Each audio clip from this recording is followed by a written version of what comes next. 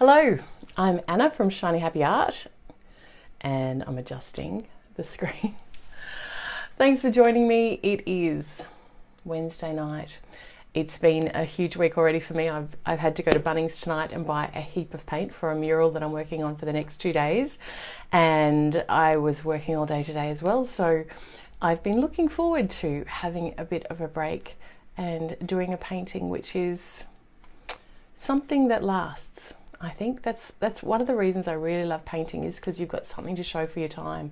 And when you're cleaning up things, hi Leanne, Lee, Steve V, welcome. Thank you very much for joining me.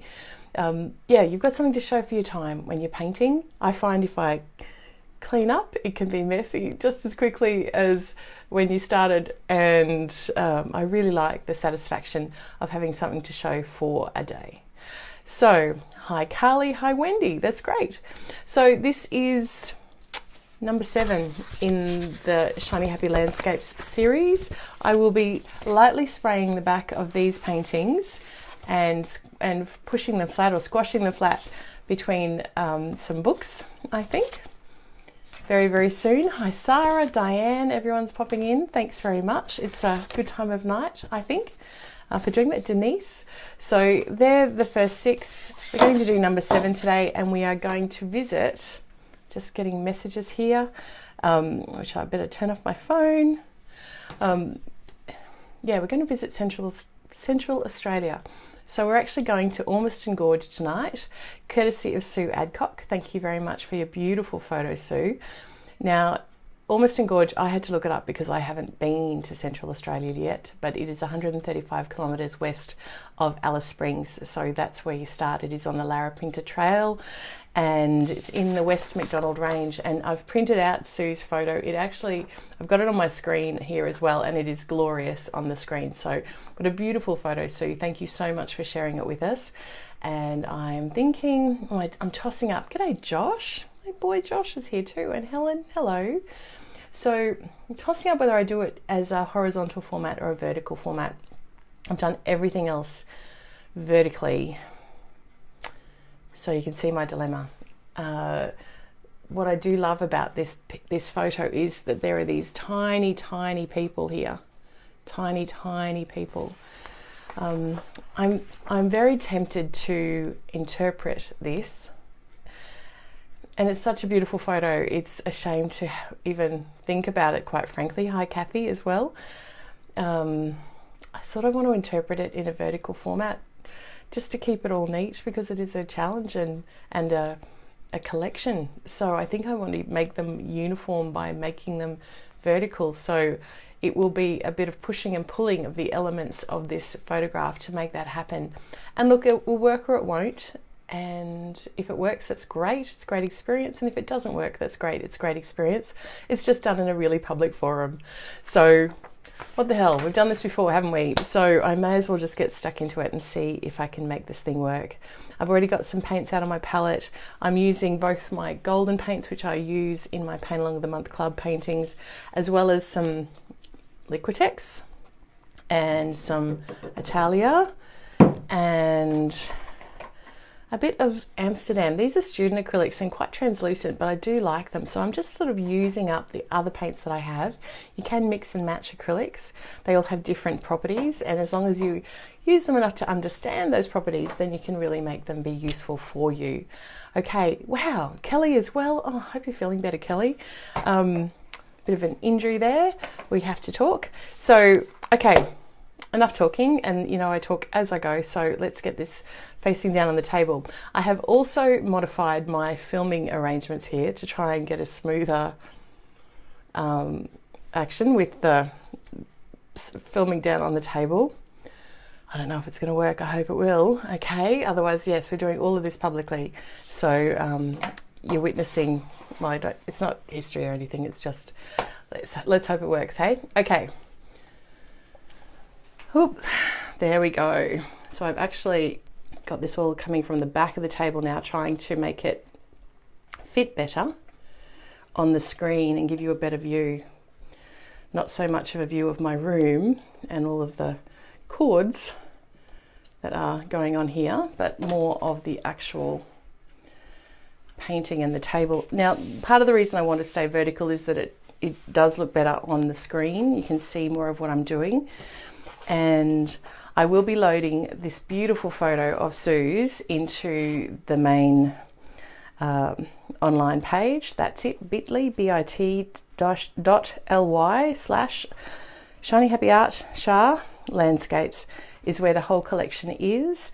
It's only $22 until the collection finishes, which is only a few more days' time. So if you are interested in having the collection of all of these demonstration videos, that's where they are. Okay, and that's where I'm putting all of these lovely reference photos as well.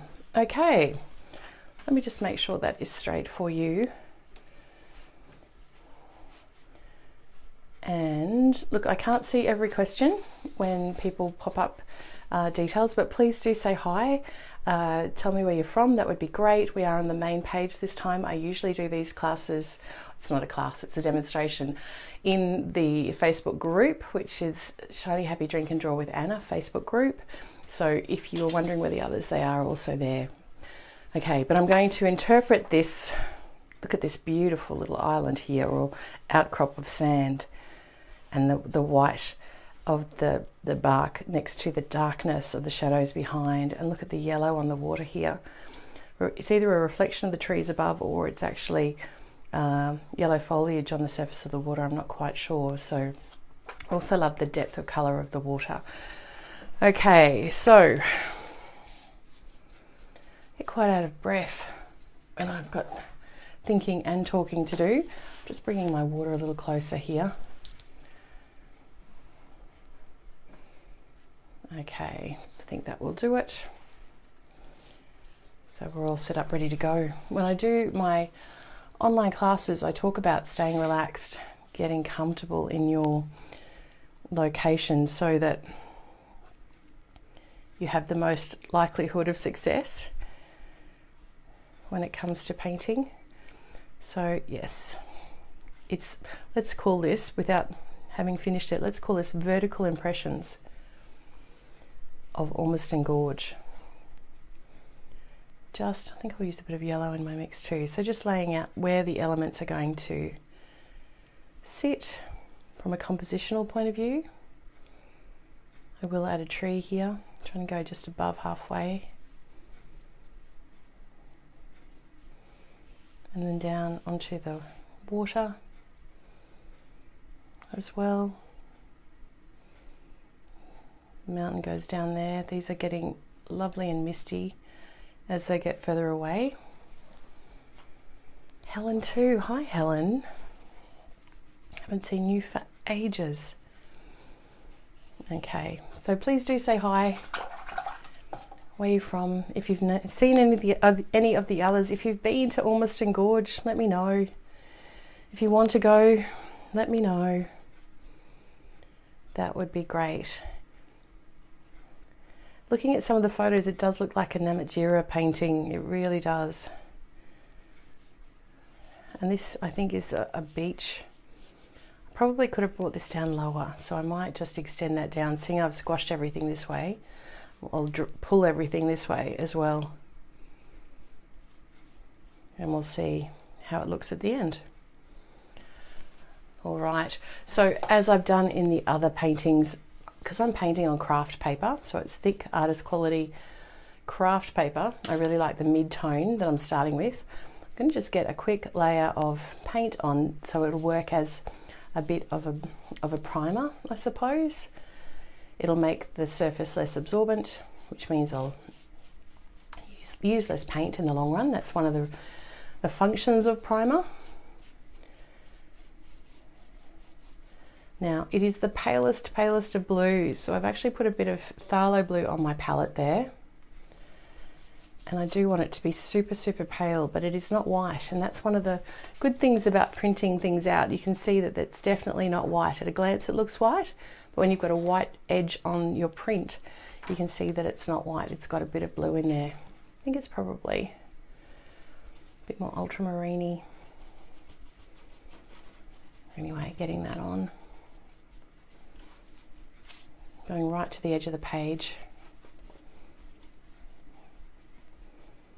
And a little bit more colour up the top here. So I can't see any comments at the moment, but feel free, that would be lovely. I should have it going on my screen as well, probably. With this new setup, I am able to see my screen a lot better than I could in the last place, so that's a good thing. Okay, coming in now with acrylics, we're going dark to light, so I want to make this fairly dark browny red, I think.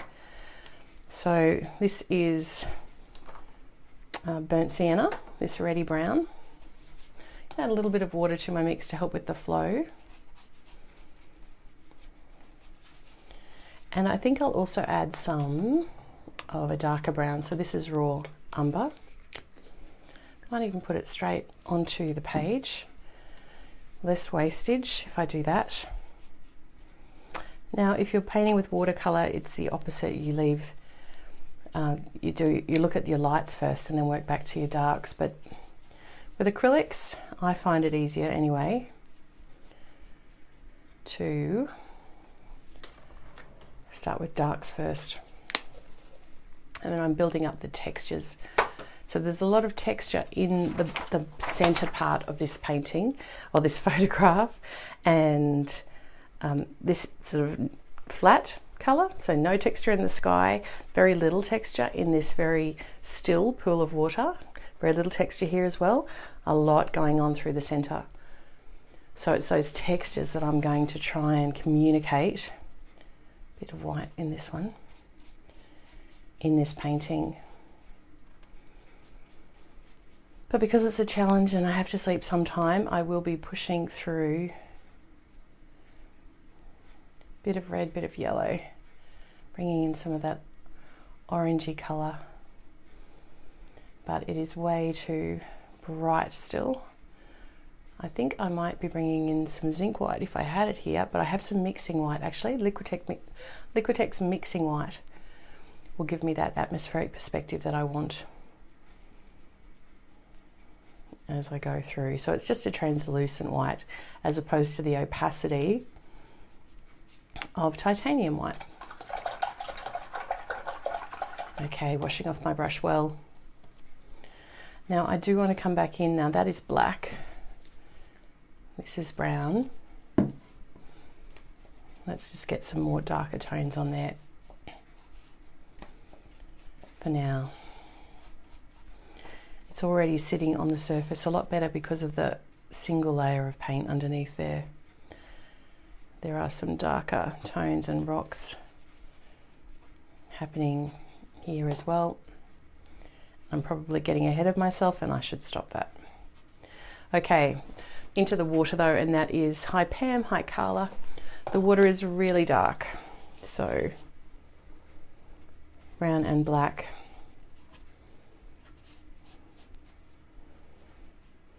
There we go. I want that, whether it's a reflection or it's a flow of foliage, I don't know. If Sue's watching or if anyone's been there, feel free to mention what it could be. Now that's very watery. So if you've got an absorbent surface, it will also take some of the intensity out of your paint. So if you are doing watercolor on a fairly cheap absorbent paper, some of the cheaper brands just, that's exactly what they are. You won't be able to get the bright colors even if you're using the good quality paint. So the substrate that you're painting on does have a lot to do with your end result. Just putting a bit more white on there, building up this sandy edge. So I've really just blocked in the colors and blocked in the shapes at this stage. Okay, Bronte as well, Linda's here, that's great. I am just going to put my Facebook on here in an effort to see any comments that might be being made so I can answer your questions as we go. But this is sort of a way of setting out the composition. Okay, yes. All right, so Linda is already answering some of your comments there, which is wonderful. Thank you, Linda. But yes, please do comment. And please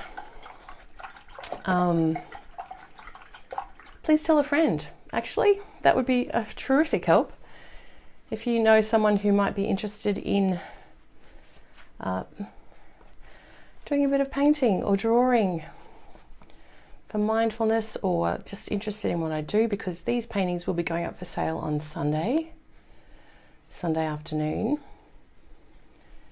And the people on the mailing list will get first dibs on that. But I would really appreciate it if you would tell a friend about Shiny Happy Art. That would be wonderful. Either tag them or share a post. It's really, really appreciated. Thank you. So Anne's saying Ormiston Gorge is a beautiful place, so serene. I can see that. I can see that. It certainly is. Okay, so I've just done another coat on the sky, and it's made it nice and really opaque now, which is exactly what I want. And I'm going to start working down the page. Now it's really, really light on the edge here, and these two mountain ranges in the back, or whatever they I don't know a heap about geography, but I know what I like. So I'm just going to put this line's coming down here, and this one is paler again. So this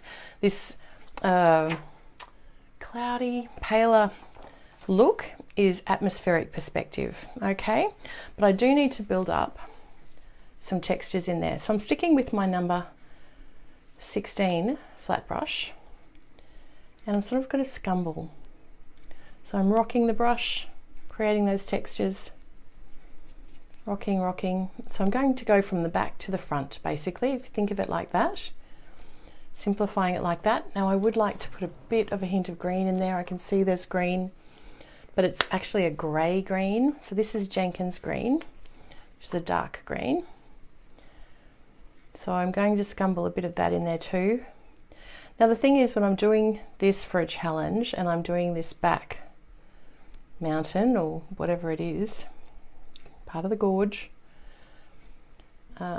this is not the most important part of the painting, and I'm not aiming for ultra realism. So I don't need to spend a heap of time there. I also don't need to spend a heap of time here. So I'm rocking the brush, squinting a little as I go. There's a lot more green down the bottom here. Green, yellow, white, I'm popping in there. Trying to mark make with my brush so that I can give the impression of what's there. Now, a few dark, I know I'm going to come back in when this is dry and put some mixing white over the top, so I can go a bit brighter than reality at this stage. Now I'll need more of that reddy brown, which is burnt sienna, and I'm going to pop some actual red in there too. That's mega bright. Bring in some more white. Looking at, oh, I like that white. Really keen to mix colours on the canvas, on the painting, rather than on the palette.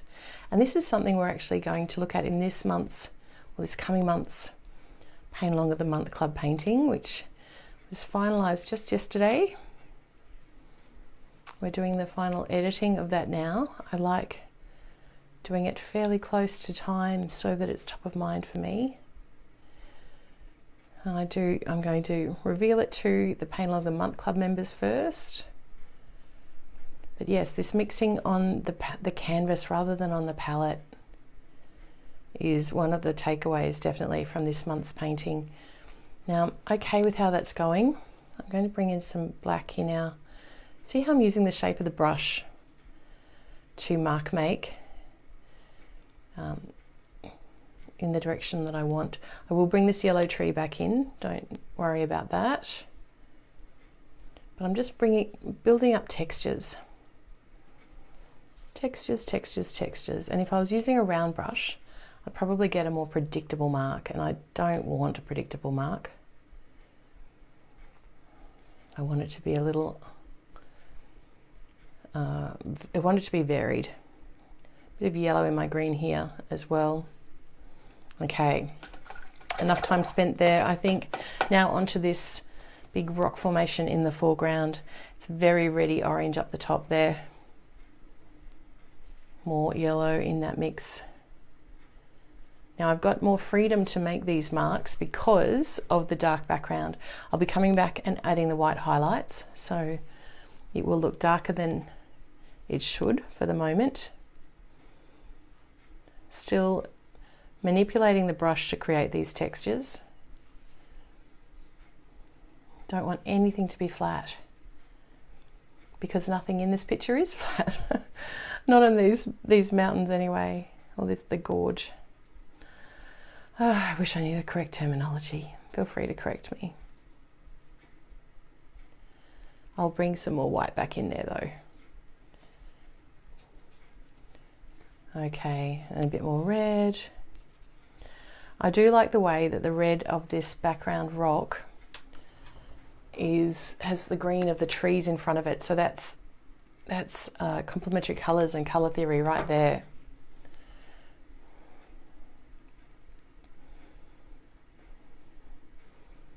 Okay, all the way down to the bottom here.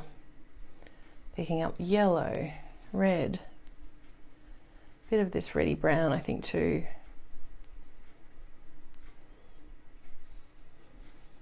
Scumbling, textures. If I was doing this as a finished painting, I would definitely be spending a bit more time trying to get this detail correct. But really this could be looked at as a study for a future painting. Bringing some of the magenta in now, magenta and the brown, down the bottom here. Going behind where the trees will be. More brown, yellow, the two reds. Definitely more yellow, white and yellow.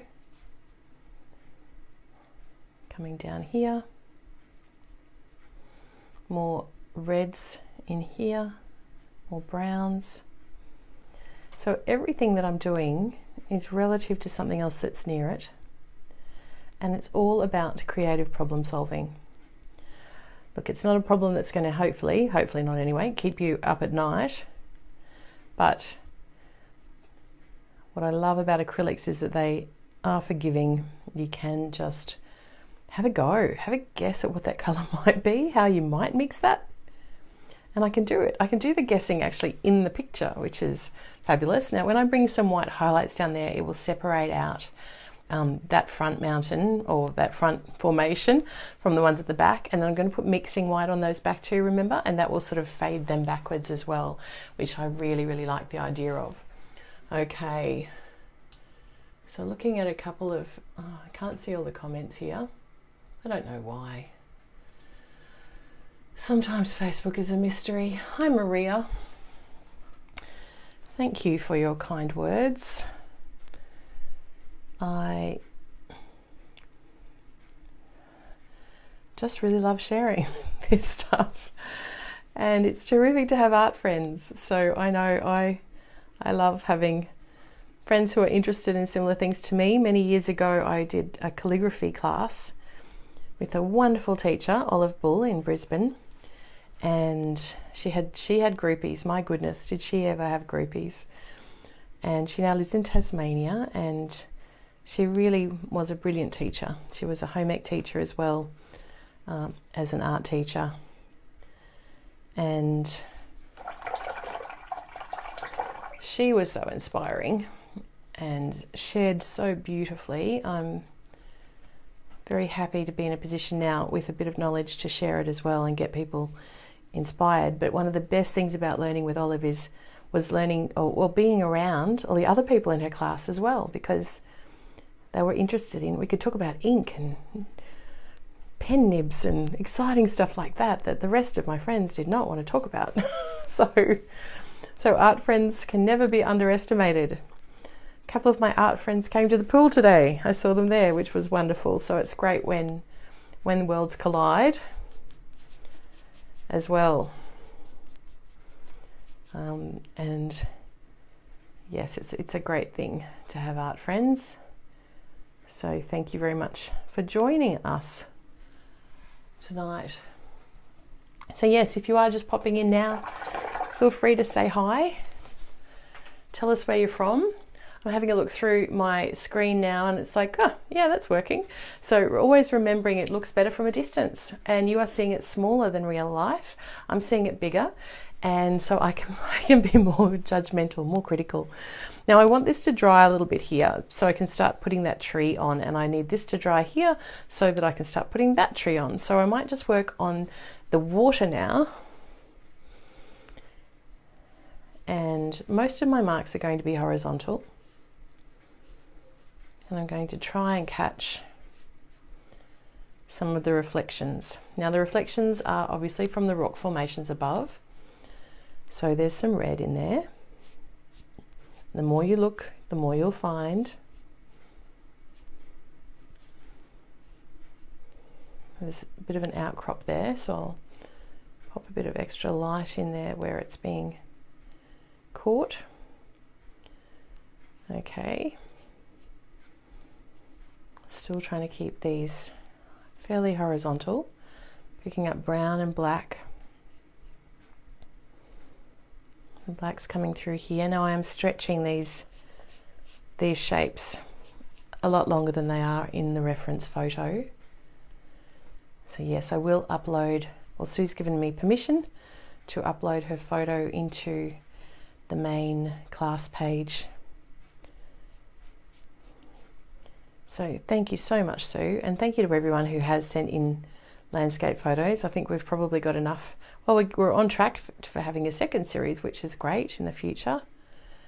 But yes, if you have a photo of a landscape that you think would be generally attractive to other people, feel free to send it in, and if you're okay with me using it either in a demonstration like this or an online class, I really appreciate it. I think it's fabulous seeing we can't travel for real at the moment, but we can travel through art, and that was one of the original reasons I was keen to do a landscape themed challenge or collection. Okay, so I'm going to change brushes now just because I want these marks to be a little bit smaller. So I'm going to change to my number 10. This one looks like it's on its last legs actually. This is my number 10 flat brush, which means it is 10 millimeters wide. It took me a while to figure that out. And when I realized it, I thought, oh my goodness, how did I not notice that sooner? But brush companies use different measurements. So it's the characteristics of the brush that are what you're looking for. It doesn't need to be this particular brush, but it is a bit, pretty close to its end. I think I've used it well. It's not an expensive brush, this one. If you're in Australia, it's just the Montmartre brand. I'd prefer to spend my money on paint than brushes. So that's what I do. And boy, do I spend money on paint. So yes, Bunnings loves me tonight. I had a really helpful fellow behind the paint desk. And we got some really terrific colours. So keep an eye out on my socials tomorrow. I'm painting a design though that's been given to me. So it's not my design. I'm just putting my spin on it, I suppose, which is a pretty relaxing way to do a mural in many ways. I hope it's satisfying, but yes, that's what I'll be doing for the next 2 days. And I've got plenty of paint to spend my time with. I bought external house paint this time, so I will take a few of my painter's colours or my artist's colours with me. And we'll see how it goes. I have done a few outdoor murals, but at least the weather's quite lovely at the moment. I'm bringing some mauve into the front there because it is in shadow, and I don't want to put in a grey shadow. I want a bit of a colourful shadow. So Linda's just added some details in the comments section there about how to send your landscape photos in if you're able to. hello@shinyhappyart is the email address. And yes, we just need your permission and some details about where it is. That would be a huge help, thank you. And you might just turn on the computer or open your phone one day and find that I've painted yours. It's hard to predict. I do tend to do these challenges with pictures that pop up and they just have to sort of speak to me on the day, I suppose. And put some of this mauvey colour into the shadows at the back here as well to tie the two parts of the picture together.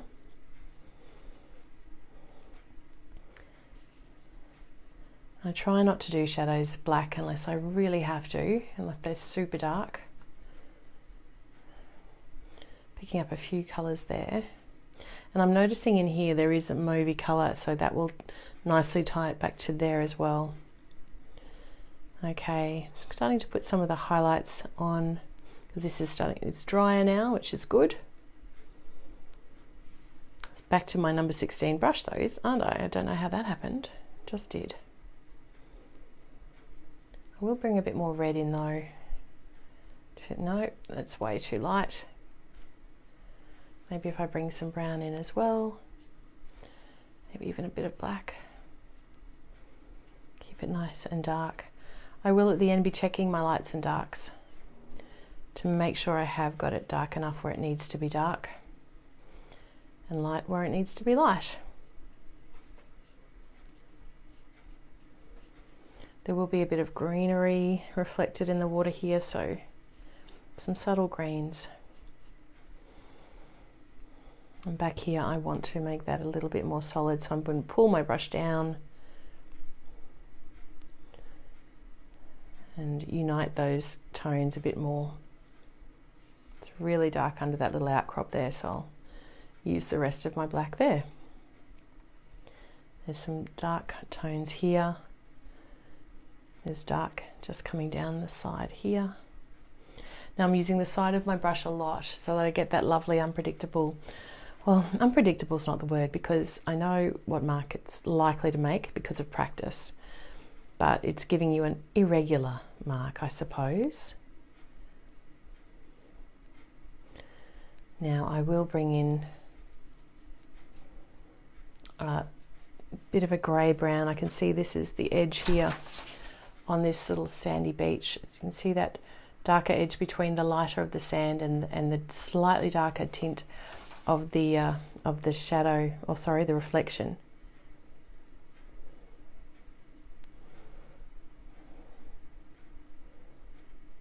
Now I've stretched that shape so it's not exactly the same as the reference. Here too I'm noticing the edge, the water's edge, the shapes that are there. Started noticing water's edges when I first taught a Monet waterlilies class back quite a long time ago now. That painting is actually in my painting party book and it was done many years ago, but it's interesting looking at the water's edge in the Monet paintings and how dark he makes them. Okay, breaking up that reflection again with the corner of my brush. Time to put these trees on, I think. Okay, washing and drying that brush. Really good to lie your brushes down on the old tea towel there. Now, really dissatisfied with that brush. I want to put it in the bin, so I'll put it over there for a moment. Let's try another one. Okay, I'm still the number 10 flat brush. Okay, hi Glennis, hi Ty, hi Vicky, hi Di, hi Angie, Desley, Genevieve, Melinda. Thank you to everybody who's joined in. We've got a little bit longer together, but I'm about to add these trees now onto the beach. So with their lovely twisty branches. A bit lighter on the top of the beach. Sun shining here as well.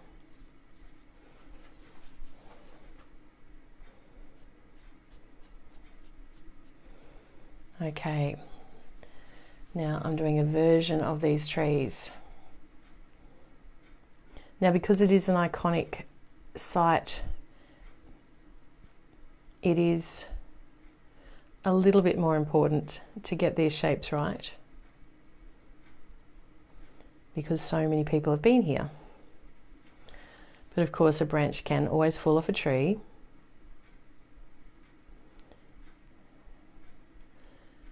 And things do change. Using the side of my brush now to get a slightly thinner mark. This is still a bit of a well-used brush, let's put it that way. Bring this light up and down onto the ground there.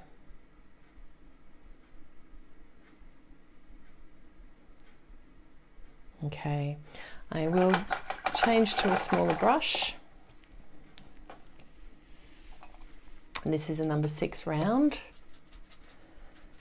White and a little bit of brown. I've got another little outcrop here coming in underneath that first branch. That's close enough. And then I've got a tall, thin one with 2 thin trunks. Going to actually pull it down. They're going halfway up the rock wall behind them.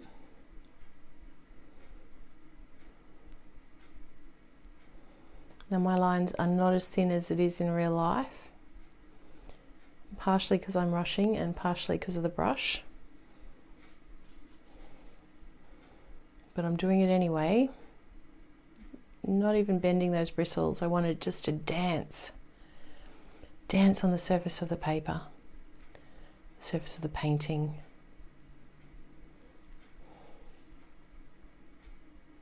There we go, down there. Now I can add a bit more brown on my brush. Just a few of these rocky shapes. Do absolutely love my Lazy Susan at the moment. Some red rocks shapes coming down here. So that was burnt sienna that I brought in there. Okay, and I'm also, as I'm looking at it, noticing that there is a shadow tree behind there, whether it's a real tree or a shadow of one of the trees that I'm painting. I'm not sure, but I can see that shape in there, so I'm going to put that down now. So yes, if you are just joining in, do say hi, that would be great. And my ask of you tonight is to tell a friend about Shiny Happy Art, please. That would be great. I'm doing this terrific business incubator program, and I think I just need to help. I need some help getting the word out. It's a PR thing.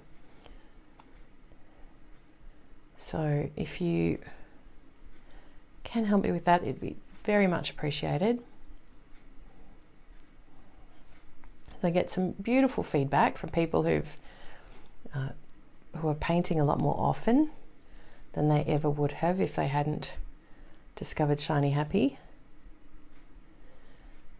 So thank you to the people who do give me that lovely feedback. It makes it a pleasure to turn on the camera and film something for you. That's for sure. I feel very lucky to be able to do that. But yes, tell me and tell a friend, that would be absolutely fantastic. Okay, happy that I've got some of my darker shades on there now. So it's time to do the greenery of the foliage. I'm putting some white and some ultramarine blue together here to make a very natural green. You see that? It's not as leery as if I'd used the different, and a bit of white actually. Yeah, if I'd used a different blue, if I'd used that phthalo blue, it would be much brighter. I think I need a bit more blue in it though. Okay, so now I just have to give that impression of the foliage. Now, I'm not a big fan of the spongy look. Sometimes you can just be dotting on foliage and it's just way too spongy. I'm going to put a bit of red in there too. And I think it looks a bit predictable, I suppose. So I would prefer to make marks with plenty of paint on my brush. Plenty of paint, so it gives it a bit of texture as well. But I don't want splodges, I do want deliberate, thick, full of paint marks, even though it's a little brush. Linda's saying, please show us the photo again. That's a good idea. Okay, so these are the trees that I'm interpreting on here.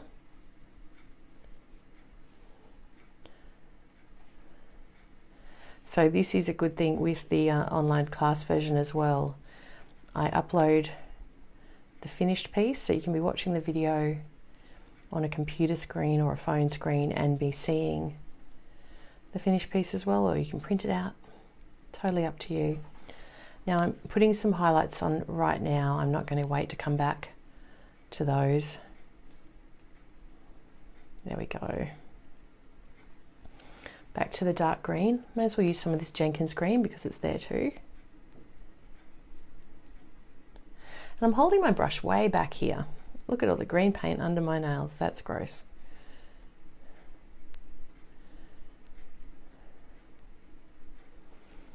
Still plenty of paint on my brush.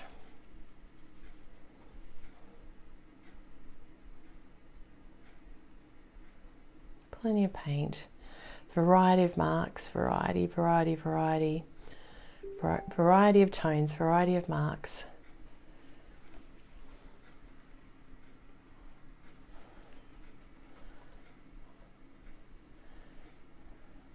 Okay, some darker greens. Okay, there's a little bit of green up here as well. While I've got some of these darker greens on here, I'll pop the colours in, trying not to get too predictable with it. When you do start rushing though, that can happen. Sometimes I look at work and think, no, that I've rushed that. I have to do it again.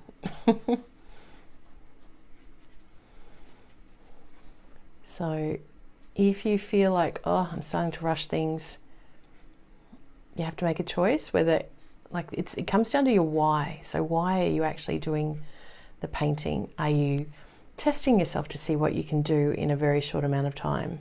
In which case, keep going and get loose and crazy with it. If that's not the reason that you're doing that painting, you might want to have a bit of time apart.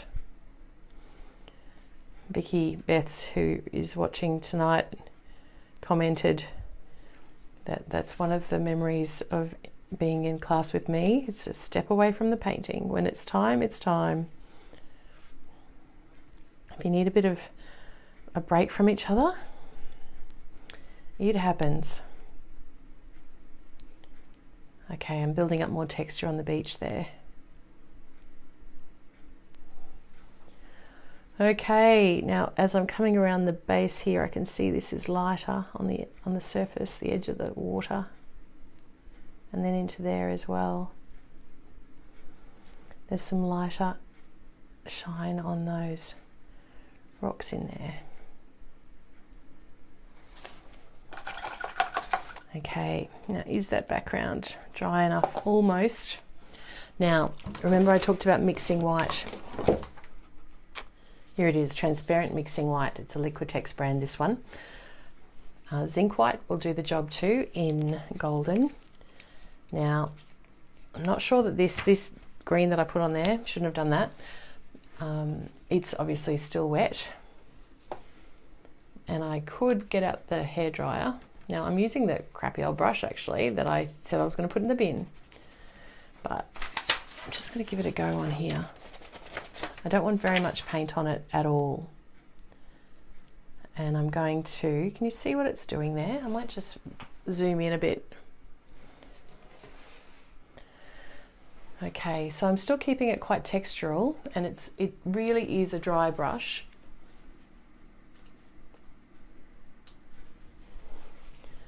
But it just sort of creates this cloudy look, cloudy over the background colours. Of course, they have to be dry, but this is the beauty of using transparent colours. When they're useful, they're really useful when you want this effect. So obviously you could do a coat of this lighter tone, or this, do one coat, and if you did a second coat it would be more opaque. Okay, need it to flow just a bit because it is out of the tube.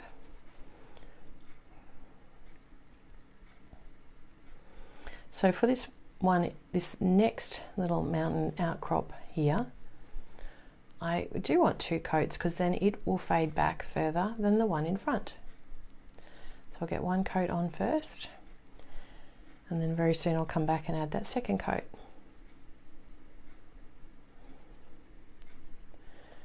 Okay, now I'm making these brush strokes sort of go the direction that of the surface direction that the outcrop is going. I'm going to just fade away the top edge of this rock as well with the mixing white. Look, you could have a go at this with water and titanium white. Just check that I'm still, yes, thank goodness, on the camera. But it's a more subtle way of adding white, I suppose.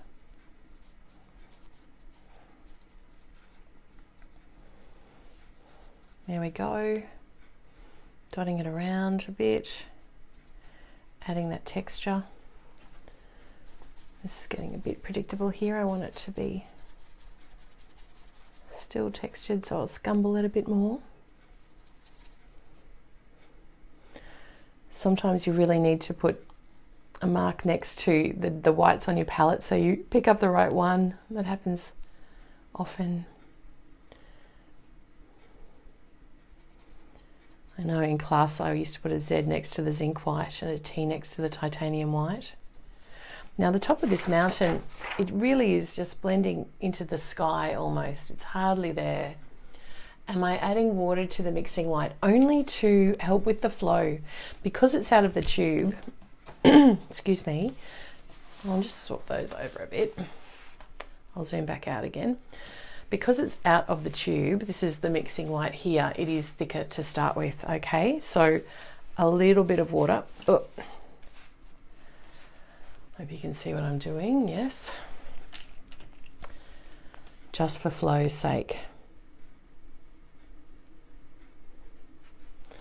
But here, on this mountain edge, to just keep checking that you can see what I'm doing another coat. So it's like when you paint a wall and they say that multiple thin coats are better than one thick coat.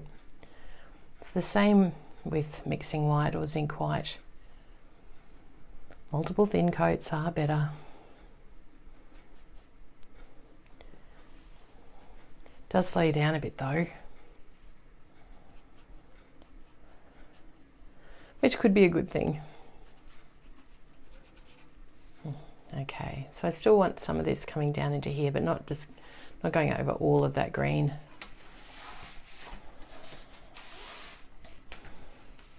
Okay, now I'm looking at my reference photo again, and this misty area is continuing down in here. I need a bit of lighter yellow in here, and I'll bring some brighter white in too, and I need to put this yellow tree back on.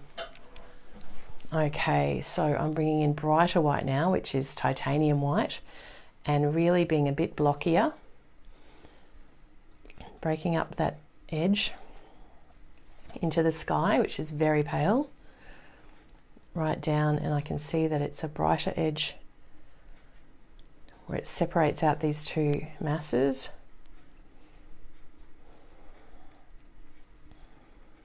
Now I've adjusted the proportions, so I have to sort of keep with my plan.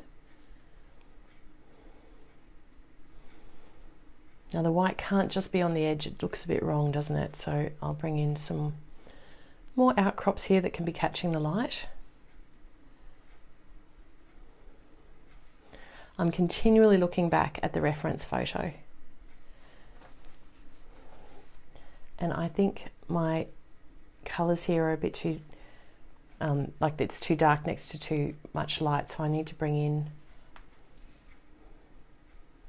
some slightly lighter tones. I'm bringing white, yellow and red in to make these orangey marks. And because that is now slightly lighter, the white doesn't stand out quite as much.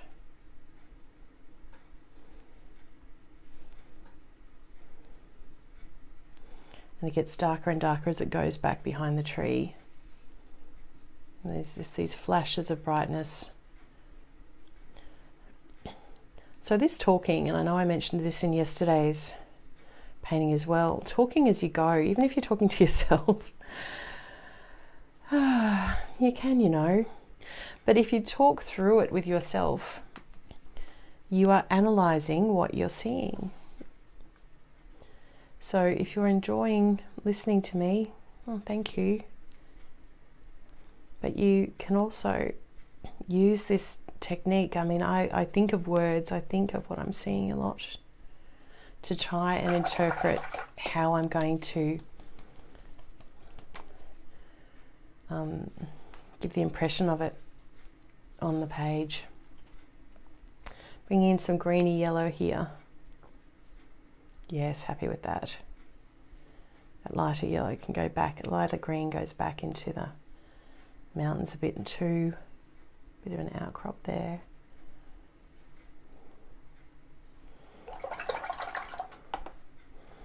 Time for this yellowy white tree. Looks like, I don't know what sort of tree that is.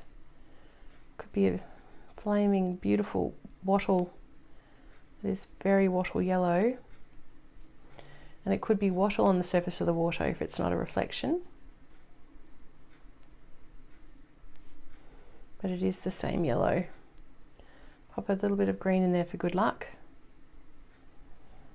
And to help break up the marks. There's a bit of reflection here too. Bit of a reflection here. Bit of grasses over here. Gosh, the more you look at it, the more you'll see. Okay, and now the last thing I'm going to do is, like, this is the feature though, this little tree outcrop here. It's really important to get that bit right. So I'm going to come in and add a bit more detail with my number 6 round brush, which is the smallest brush I'm using, and just tidy up some of these edges.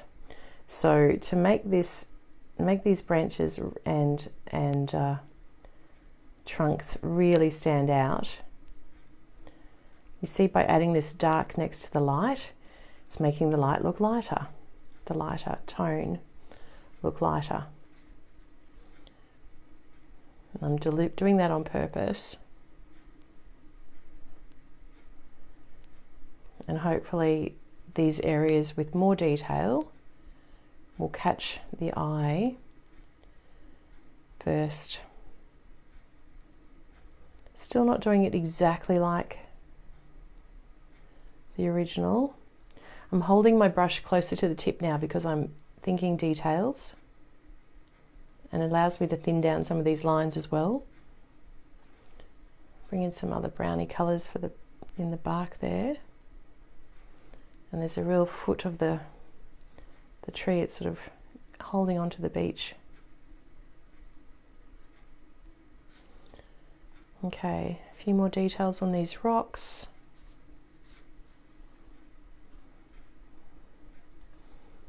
And there was that shadow behind there. You can thin down these ones now too. They were way too thick. So let's thin them down.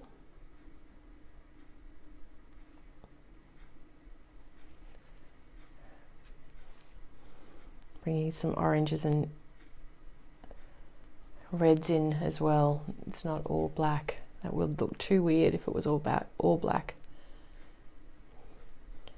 Needs a bit of variety there.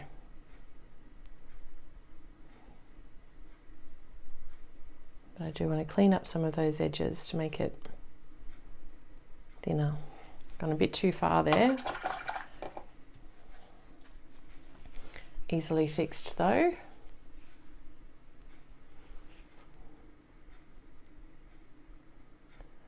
There we go, fixed. No use stressing, just finding a solution is what's important. A little bit more dark green, I think, so I'm going straight for the Jenkins now, knowing it's what I want. And breaking up some of these areas that are just one flat colour, maybe even some ultramarine blue on my brush. Yes, tiny little dots adding that texture in.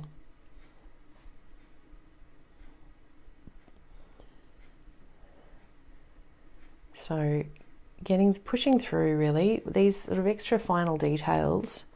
Hopefully if you're painting with me, whether it's a Paint Along of the Month club or it's live, or you're following along and copying or being inspired by these demonstration paintings, I hope that I encourage you to keep going a little longer than you would if you were painting by yourself. I think so many beginner painters give up too soon, and if they only had a bit of a coach to push them through and encourage them to finish it, they could get much more attractive results, things that encourage them to keep going.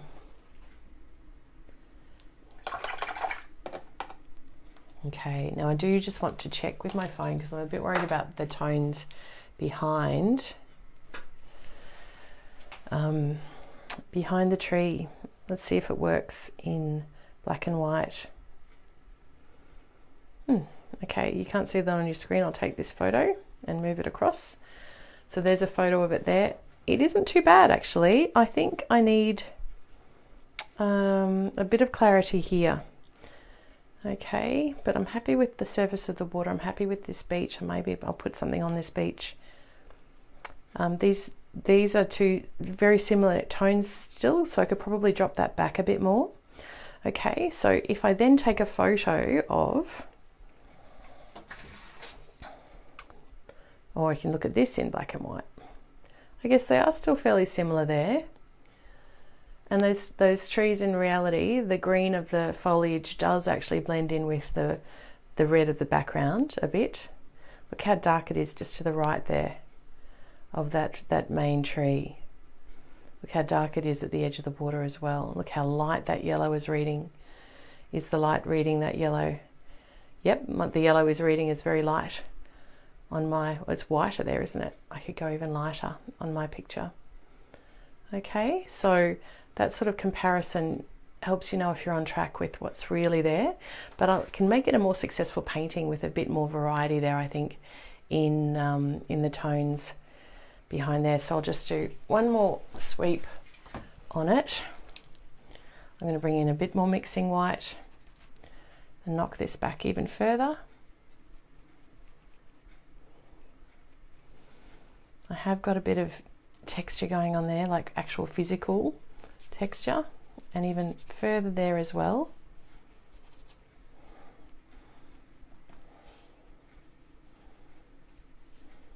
Some reds now, so I'm not looking, now that I've done that comparison, I'm not actually looking at the reference photo as much anymore.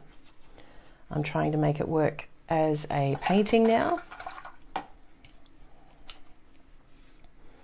White and yellow, you know, I could make that lighter.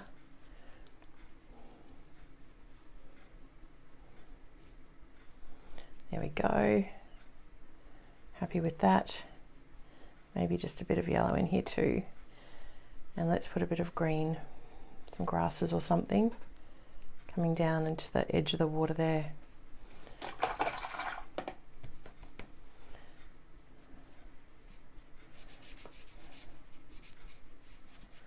That was a bit of shadow, so I'll put that back where it belongs.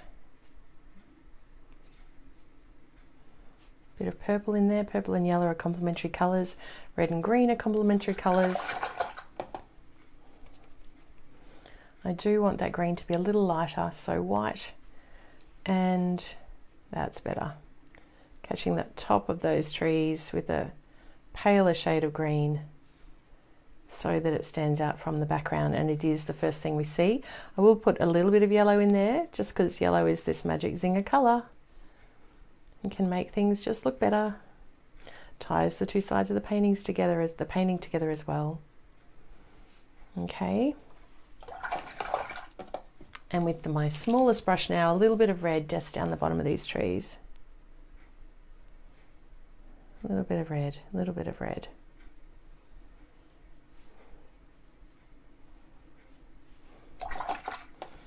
And on the very edge of the water, I just need a slightly cleaner line.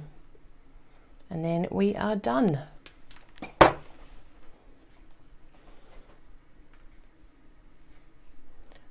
Once again, holding it back from the tip. Just dancing, dancing, dancing with the surface of the paper.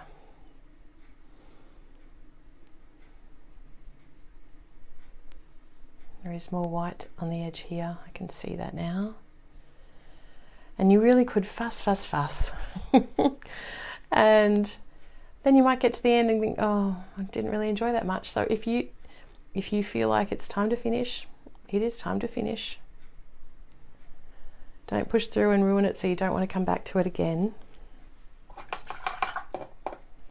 I think there are a few marks there that are a bit too obvious with these whites, so I'm going to just dilute those a bit with some red.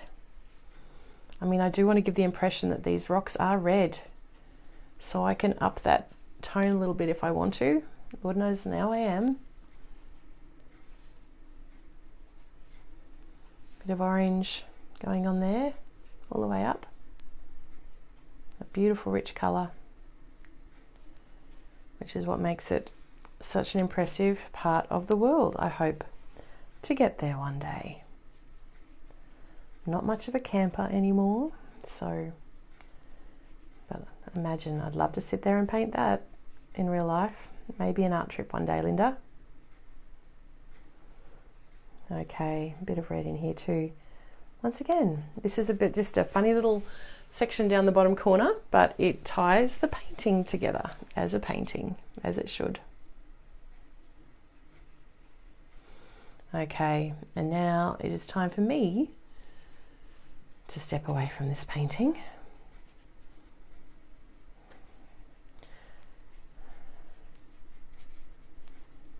Just trying to make some of those white lines a little less predictable, those ones that came in at the end there. I like to sandwich the colours between each other so you can't really tell what the last colour painted on there was if I keep enough variety in the mix. Okay, now this line is bothering me, so I'll just blend that line in. Sometimes I look at the lines and just turn them into shapes. That's another good way of doing it. Now, just noticing that that reflection is wrong because the tree went on afterwards. Let's pop this back in. The reflection needs to be under here.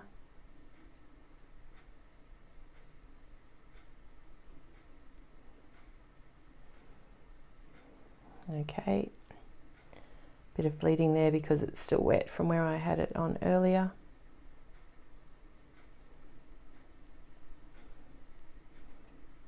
Just hinting at what is above.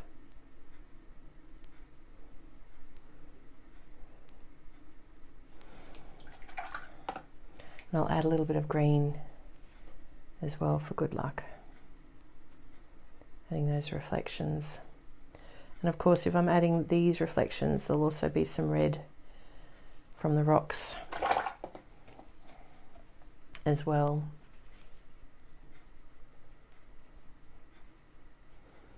And that helps tie the parts of the painting together too. Pretty logical when you look at it all like that. Okay, looking through the screen, that area there is a bit busier here, so let's just bring in a bit of variety of colour and mark. Happier with that.